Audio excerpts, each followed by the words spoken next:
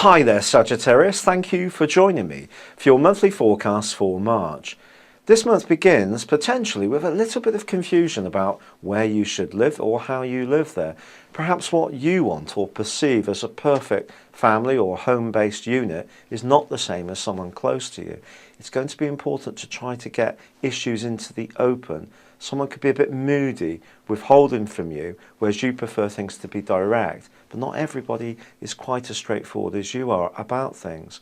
Having said that, if you are wanting to make some physical changes to where you live or move altogether, the Sun's angle with Pluto can help you to be very businesslike about this. Mercury, however, does twist backwards, and it twists backwards through to the middle of the month. So if you're in the process of actually buying a property or signing up for a rental, it could be a bit delayed. Something could come up you're not expecting, and that could see you feeling really agitated. So just be conscious that there is a wider reason for this. But Mercury going backwards in your 4th solar house also points towards a tendency with some Sagittarians not to want to talk about emotions very much. And to be honest, Mercury is not superbly happy in the 4th solar house because it is a more mental and practical influence, and this is a more wishy-washy emotional one. And with the quarter moon in your sign of the 4th, this also points towards some kind of energy around you or someone close to you where perhaps you're not communicating true feelings. It's all very well talking things through. It's about talking them through from the heart, and that's going to be the trick that you need to grapple with.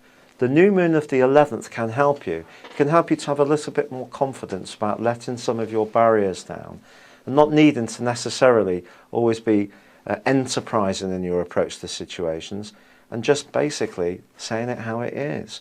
Sometimes we all find that quite difficult. However, on the 12th, a magical moment for you. Mars moves out of a reflective area into an absolutely superb one, and it's going to be here for 6 weeks. It's going to give you much greater motivation to go out and be playful, enter into anything which is entertaining and joyful. And if you enjoy sport, watching it, playing it, if you have kids and you enjoy their pursuits, then certainly this can be a really excellent period for Mars to work away to your benefit. However, from the 17th through to the 27th, Mars is alongside Uranus, the planet of unpredictability, suggesting that your love life could be up and down in that time. And if you're a typical Sagittarian in the fact that you like lots of freedom and even socially just like sparking off of lots of different people, well, this will be wonderful for you.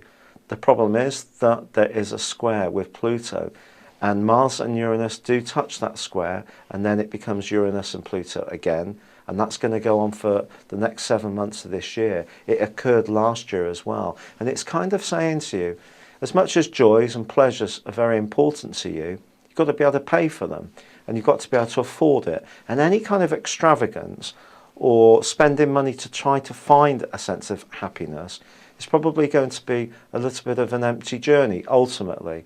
So it's asking you to be more creative about how you actually find your joys in life. And the more you can keep your costs down, the better this could be, the more satisfaction you can gain. And with the Sun moving on the 20th and Venus on the 22nd into the most superb parts of your horoscope, your energy is going to revive. You're going to feel much less introspective like you did earlier in the month. If there has been some moody scenes, I do feel that these can make way for more upbeat ones. But as I say, it's also important to understand the things that you do. Are you, for example, a bit extravagant because there is some kind of emotional hole that you're not quite getting to grips with in a more spiritual way within yourself? This could come from too much retail therapy. It could come from eating too many calorific goodies. It could come from drinking too much. It could come from having too many romantic flings. Whichever it is, it's down to you to sort it out. But you're just being asked really to find a much purer way to enjoy yourself, a much fitter way to enjoy yourself in the latter part of this month. It's been a pleasure being with you. Thank you for joining me. Good luck and goodbye for now.